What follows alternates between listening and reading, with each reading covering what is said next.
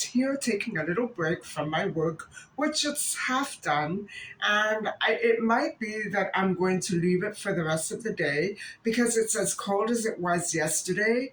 And, the draft is drying the glass faster than I can clean it and shine it. So I think I'll leave it for another day. I'm not sure.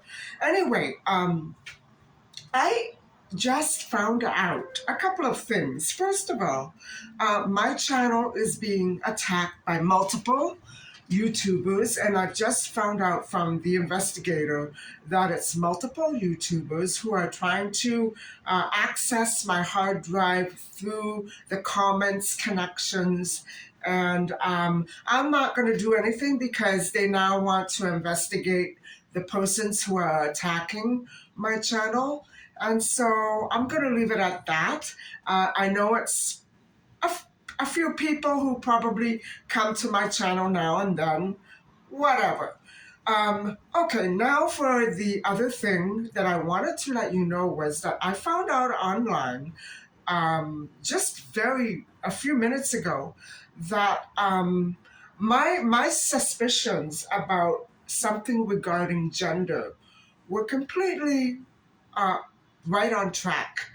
There were, many indications to me that something was off about the way that Tammy Lamondin and her family were trying to displace themselves from certain areas. Now, when Tammy was a toddler, they lived on Christian Island, and I have to say that if there were gender issues, I'm sure that would have been a place where she would not have been fully accepted, because people tend to see gender issues as an indication that, unfortunately, and I know this isn't true, that God is rejecting you, therefore you don't have a clear, as clear an existence as other people do. And that's all I want to say about it. I don't know if you understand what I'm talking about. I am trying to introduce you to transgenderism and the horrors of it by people who will not accept it. We are not born that way because we choose to be transgender. And we are born that way because our maker created it like that. You know what I'm saying?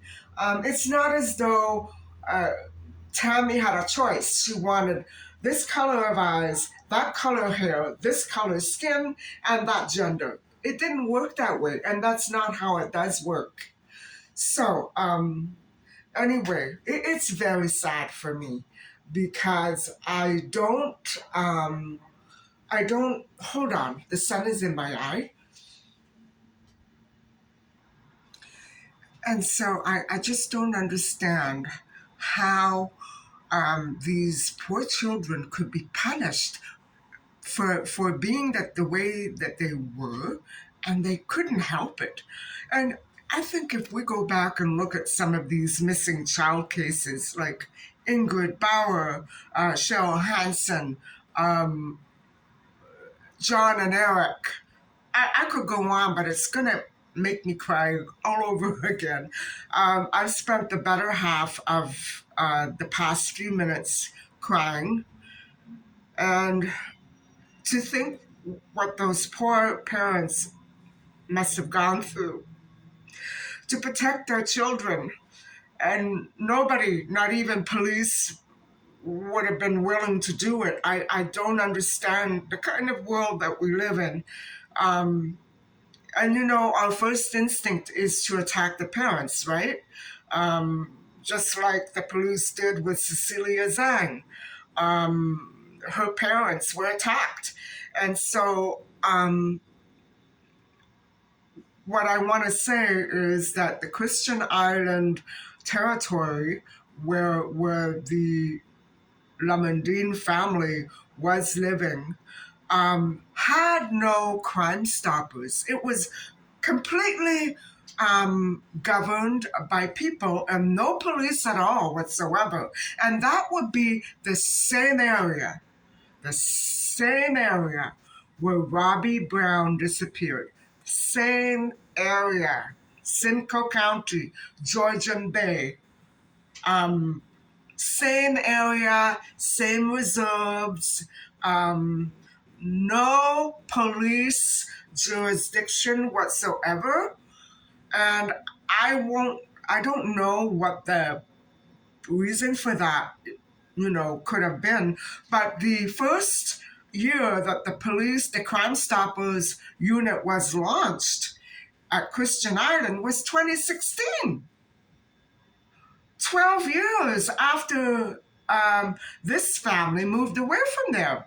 And so, what I'm saying, guys, is there's a connection there. Uh, that Robbie Brown case is too mysterious. It's weird.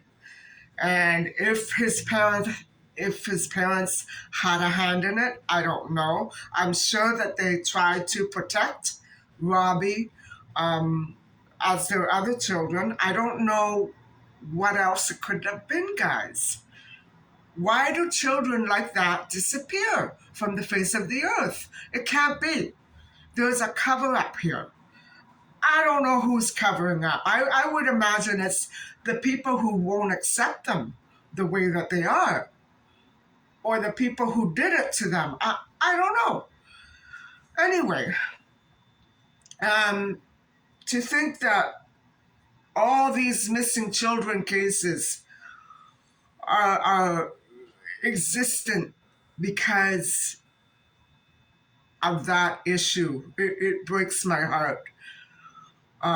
It breaks my heart. And, Tammy moved from Aurora to Newmarket. And so it was the same issue, guys. Because I know that there's a coldness there. It's a very privileged, upper scale, it's an attitude that does not accept people who are different for any reason whatsoever, whether it be skin color. I imagine to a certain point skin color, but something like that is totally not acceptable. And so I found out that my old campus in 2020, the year after I dropped out, due to my mom's passing, it launched this series in art and tales, stories about missing First Nations women who were transgender. And lo and behold, who was included in that series? Tammy Lamondin. She was described as one of two spirits, a girl of two spirits. And so she was transgender, guys. And what she must have gone through, she was beautiful. Whatever happened to her, I believe it could have happened at that party, either after they left or while she was there. I don't know. It was never. I believe that after the police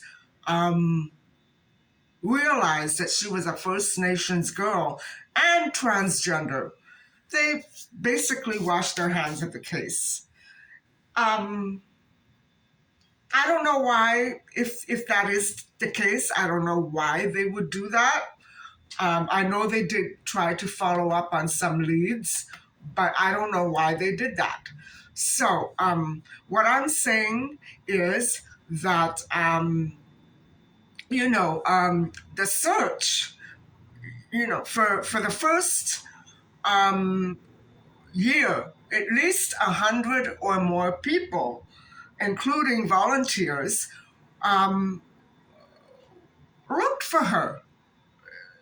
Now, we know that Calvin Hoover looked for Christine, or we thought he was looking. So I don't know how valid that is. Doesn't matter how many fake searches you have. If it's not a real search, it's not going to yield any results.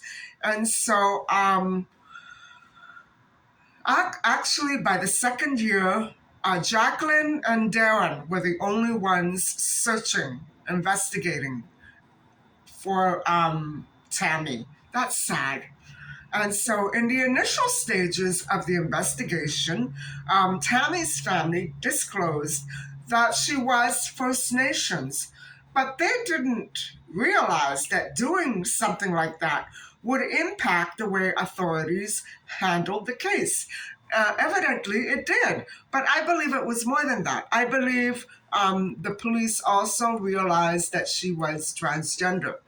And so this is what I'm saying about children who go missing and the police bungle everything up. I have some sort of sneaking suspicion that it's being done on purpose so they won't have to look for that transgender child. I don't know. That's a hunch. Um, Also, the way that people who are guilty can mislead authorities is something else.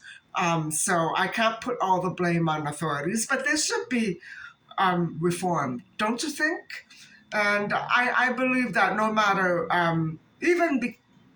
because Jacqueline has passed away in 2020, I believe.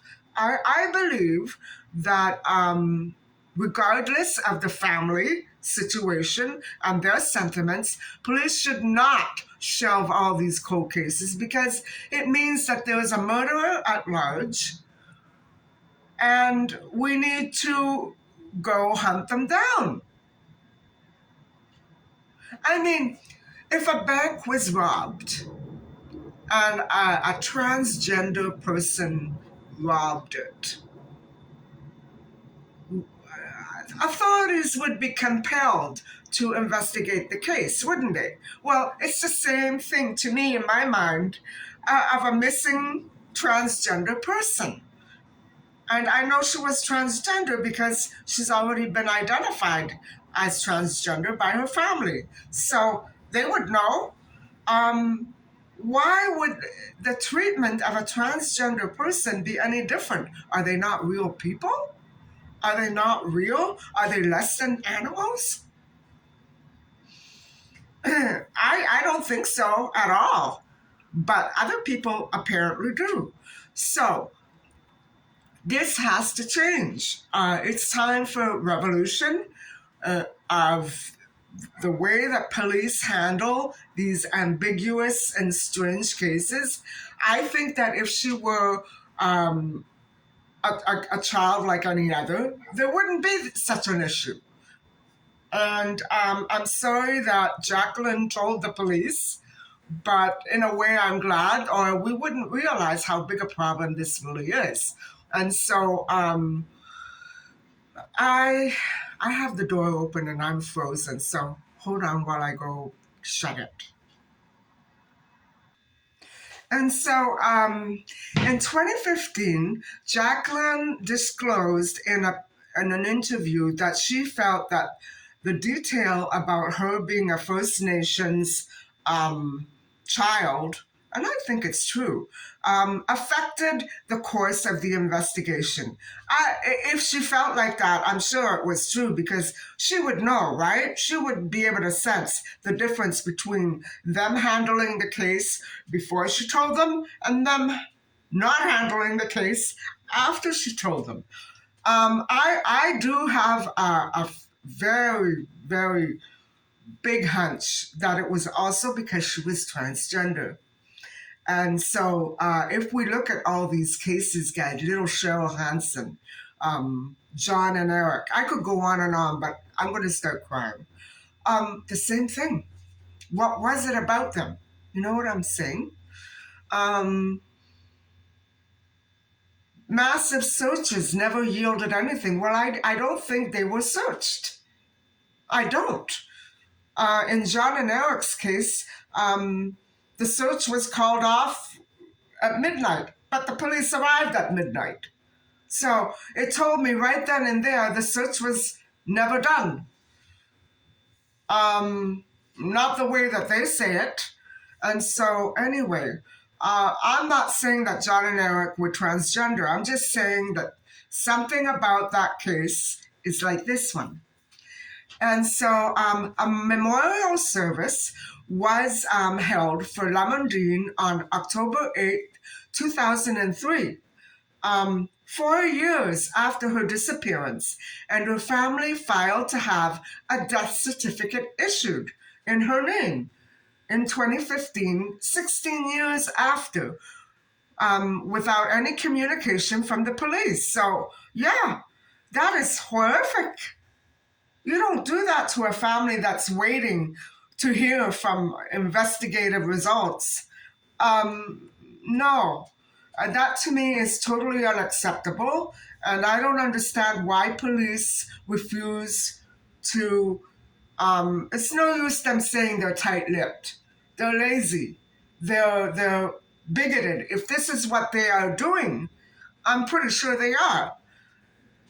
They're not investigating it because to them it's not worth investigating a transgender disappearance. Who cares, right? We're not family. We shouldn't have to look for her. I mean, guys, come on.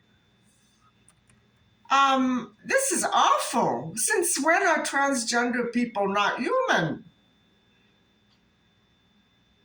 I can't believe it. I cannot believe it. Do you know how many transgender people we know and are not aware of? You know what I'm saying? They're no different from you and I. And if it weren't for the fact that these horrible monsters like the police who were conducting this case, the investigation in this case, because people like that exist, people like Tammy can't live normal, happy lives because people think that they don't deserve the same protection and the laws don't apply to them as equally as they apply to everyone else. Why is that? Okay, so the investigation. The last person to see Tammy Lamondin alive was Paul Klassen, who took Tammy to his sister's party. And so suspicions naturally immediately fell on him. And he was a 27-year-old man, excuse me. And in the early investigation, police did question him twice. But they had to avoid calling him a suspect because they didn't know for sure what was going on yet. And then, of course, they decided to, take a permanent break and call off the whole investigation. I also think they did that because of what this guy did. Now, hold on and I'll tell you. Although the police told media no one else was being investigated, we don't know exactly what was going on. The early investigation focused on Paul's activity between dropping Tammy off, allegedly, at Fairy Lake Park, where I took you, at 2 a.m.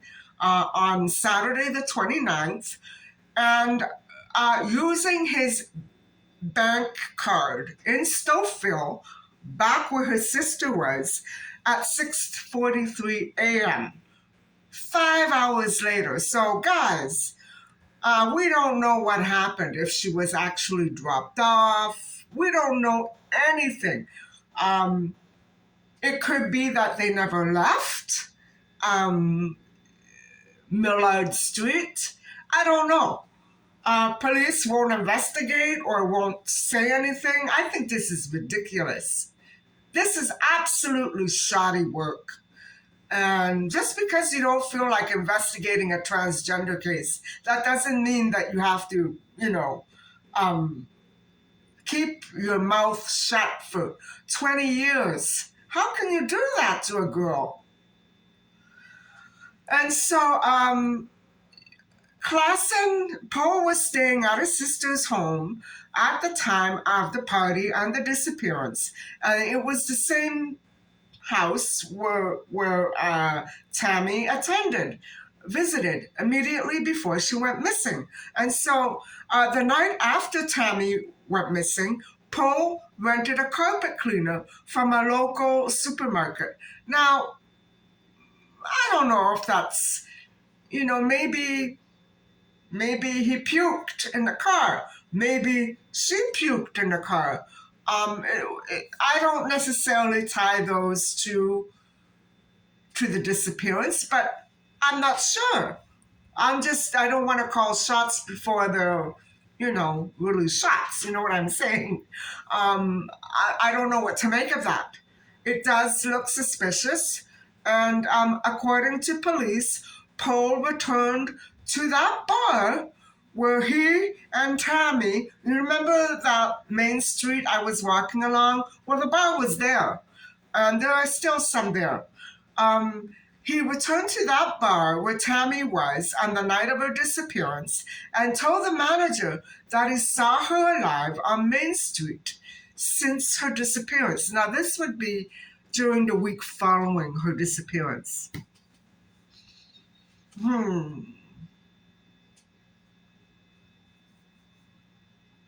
That I'm not sure I believe at all. So, on June the 7th, about a week after she went missing, 1999, over a week after Tammy's disappearance, and after being asked to submit to questioning for the third time, Paul, I'm sorry to say, hung himself at his family's Vandorf business.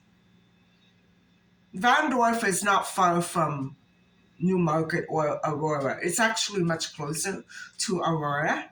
And so I don't know what the relationship was between Tammy and Paul. I suspect that because of this suicide, police solved it. It was him. You don't know that. Maybe he had the same issues that Tammy did. Maybe he couldn't take it anymore. I don't know. I don't know if Tammy and Paul were good friends. I don't know if they had just met that night. You know what I'm saying? I know nothing about this case. And what the police have actually released is pathetic. They must be assisting the murderers. In my opinion, she's dead. So when police do that, they do a great disservice to public health and safety.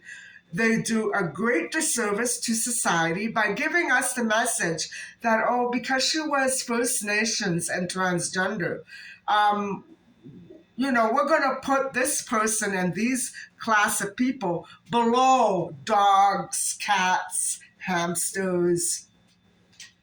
Good job. And so on a true, wait a minute. Paul's sister's home was absolutely declared a crime scene. And in early July, evidence recovered from that house triggered a thorough search of the surrounding area. Really?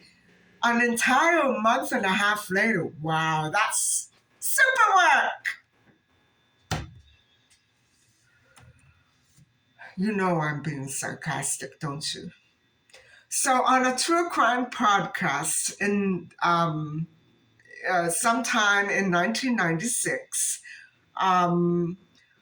a suspect named Dennis Lavelle, who was suspected of abducting another girl, Melanie Evier, with a history. He had a history of abusing teenage girls. They believe that he might have been responsible. Well, geez, there's only one way to find out, right? Get up off your butts. and do something. But, 1996, um, so it was the 1996 disappearance and not a 1996 podcast. So I hope I was clear because the way that it's written here, it's confusing. It's making you think that they suspected him 3 years before Tammy went missing. No, he was active in that area in 1996 for other abductions and attacks on teenage girls. So that's what I'm trying to get at. They think that he might have been responsible for other cases in Ontario. And he included this host, David Ridgen, included Tammy on a list of girls and young women who disappeared in Ontario at the time that this Dennis person was actively attacking women. Well, I would say he did a heck of a lot more than the police did. Way to go, David. And so in the media, in 2016, Tammy's case had an impact on media. Whether police chose to investigate it or not is besides the point.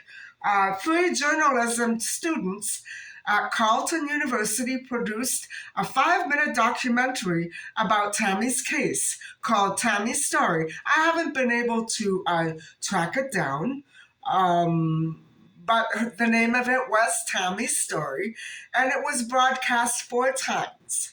And so between November 5th and November 7th in 2016. And it is reportedly online. I didn't, my initial search didn't yield anything, but I could always include that in another part if I do come up with it, or I could link it below. So I'm still looking for it, guys. I apologize. And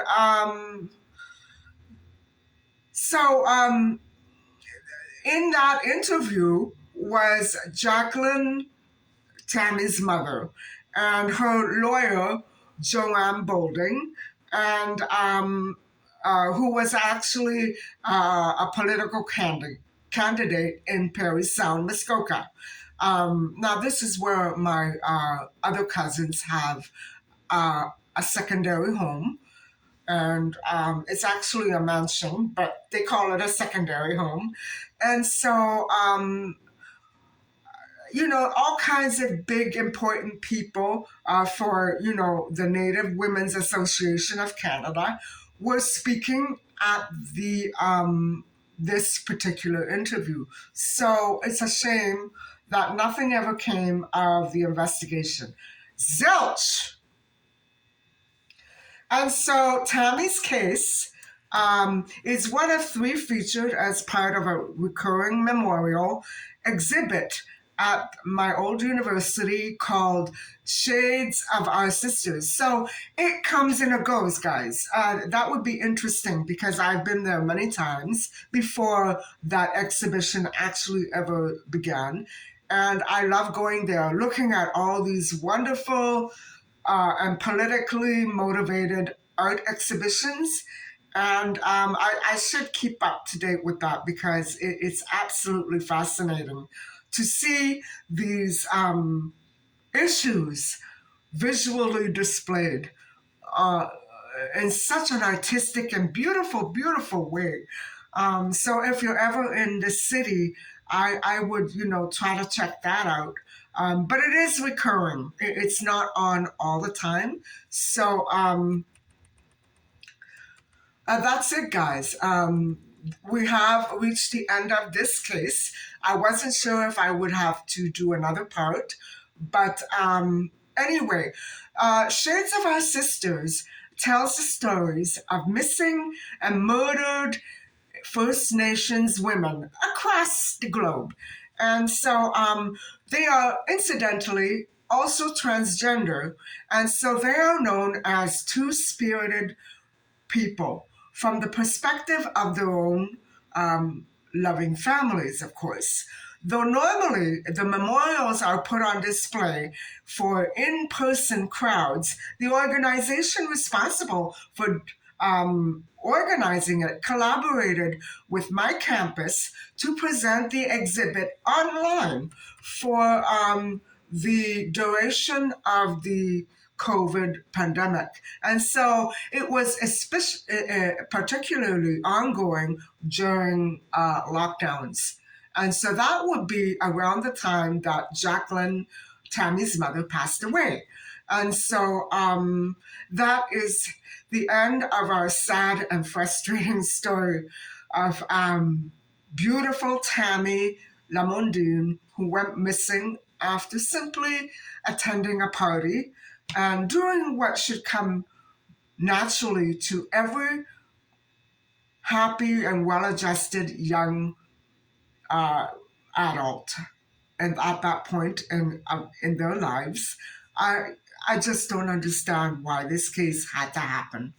Anyway, guys, thank you very much for listening and watching. I'm going to try to cut this as short as I can because I have another film to upload. And so uh, please don't forget to like and subscribe, and I'll talk to you soon. Bye bye.